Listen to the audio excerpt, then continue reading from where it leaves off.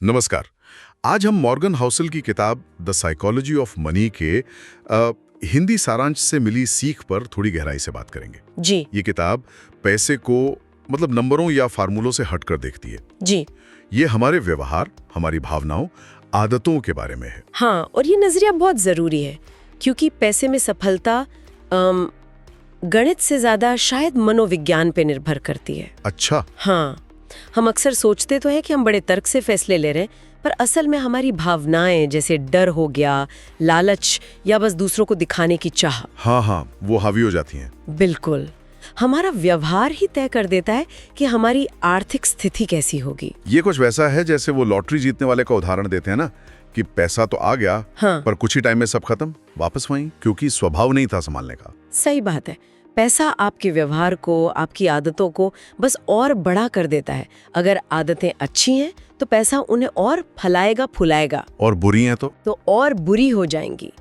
इसीलिए हाउसेल का वो कहना है ना कि पैसे में अच्छा करना इस पर कम निर्भर करता है कि आप कितने स्मार्ट हैं, और इस पे ज्यादा कि आप व्यवहार कैसे करते हैं। हाँ, ये लाइन तो काफी मशहूर है। लेकिन क्या सिर्फ व्यवहार ही सब कुछ है? मुझे वो बिल गेट्स और उनके दोस्त केंट एवंस वाली कहानी याद आ रही है। हाँ, वो भी एक अहम पहलू है। दोनों काफी होशियार थे, पर गेट्स को सही टाइम पर कंप्यूटर एक्सेस मिला, एवंस के साथ एक हादसा हो गया। तो किस्मत और जोखिम भी तो है। बिल्कुल है, किस्मत और जोखिम का बहुत बड़ा रोल है। इसीलिए वो कहते हैं कि दूसरों की सिर्फ अच्छी चीजें, मतलब उनकी हाईलाइट रील देखकर हाँ, अपनी असलियत, अपनी बिहाइंड द सीन से तुलना करना बेकार है। सही बात है। सबकी कहानी अलग है, और शायद इसीलिए वो कभी भी पर्याप्त नहीं वाली सोच इतनी खतरनाक है। हमेशा और चाहिए और चाहिए। बहुत ज्यादा खतरनाक। ये एक अंतहीन दौड़ है, सुकून नहीं मिलता इसमें। तो इस दौड़ से बचने का तरीका क्या है? शायद वो कंपाउंडिंग वाली बात, धैर्य रखना। हाँ, कंपाउंडिंग यानी चक्रवृद्धि। ये जादू जैसा लगता है पर है असलियत। जैसे वॉरेन बफे का उदाहरण। हाँ, उनकी लगभग 90% दौलत 50 साल की उम्र के बाद बनी। ये तो कमाल है। कमाल इसीलिए है क्योंकि वो टिके रहे दशकों तक। वित्तीय सफलता देखिए एक मैराथन है, कोई 100 मीटर की रेस नहीं। तो मतलब जीनियस होने से ज्यादा जरूरी है कि आप बड़ी गलतियां ना करें। हाँ, हाउसल यही कहते हैं, अच्छा निवेश लगातार बेवकूफ़ी भरी गलतियां न करने के बारे में है। बस टिके रहना है, धैर्य रखना है। जैसे वो कहते हैं कि शेयर बाजार बेसब्र लोगों से पैसा लेकर सब्र वाले लोगों को दे देता है। बिल्कुल, धैर्य ही कुंजी है। लेकिन धैर्य रखने के लिए कुछ पूंजी भी तो चाहिए, मतलब बचत। क्या इसीलिए बचत इतनी जरूरी है, शायद कमाई से भी ज्यादा? हाँ, ये बहुत बहुत महत्वपूर्ण बात है। कमाई कितनी भी हो, अगर खर्च उससे ज्यादा है तो फिर अमीर कैसे बनेंगे? सही। हाउसल का एक और बढ़िया कोट है इस पर, बचत आपकी कमाई और आपके अहंकार के बीच का फासला है। अहंकार मतलब दिखावे की इच्छा। हाँ, वही महंगी कार, बड़ा घर, लेटेस्ट गैजेट्स, ये सब खरीदने की इच्छा। बचत वो पैसा है जो आप कमाते तो हैं पर इस अहंकार पर खर्च नहीं करते।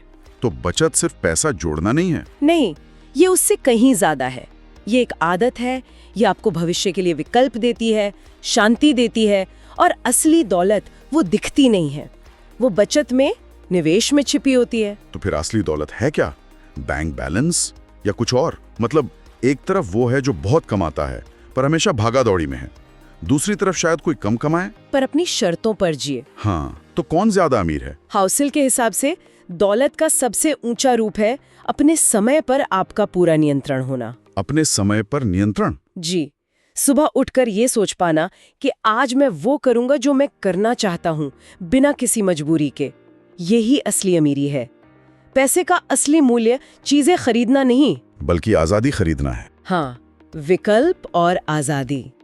अगर पैसा आपकी ये आजादी छीन रहा है, आपको अपनी मर्जी से जीने नहीं दे रहा, तो फिर वो आपका मालिक बन गया है, आप उसके नहीं। वाह। तो संक्षेप में कहें तो पैसे का खेल दिमाग का खेल है, मनोविज्ञान का। सही। व्यवहार स्मार्टनेस से ज्यादा जरूरी है। धैर्य और कंपाउंडिंग लंबे समय में काम आते हैं। जी। बचत सिर्फ कंजूसी नहीं, बल्कि ये आपको आजादी और विकल्प देती है। हाँ। और अंत में असली दौलत शायद वही आजादी है, अपने समय और जीवन पर नियंत्रण। ये सब बातें मॉर्गन हाउसर की किताब द साइकोलॉजी ऑफ मनी के हिंदी सारांश से हमने समझी। और ये हमें एक बहुत ज़रूरी सवाल पर लाकर छोड़ता है सोचने के लिए कि हमारे लिए व्यक्तिगत रूप से पैसे का असली मतलब क्या है। क्या ये सिर्फ ज़रूरतें पूरी करना और बिल भरना है, या फिर ये अपने जीवन, अपने समय, अपने विकल्पों का मालिक बनना है? ये हर किसी को सोचना चाहिए।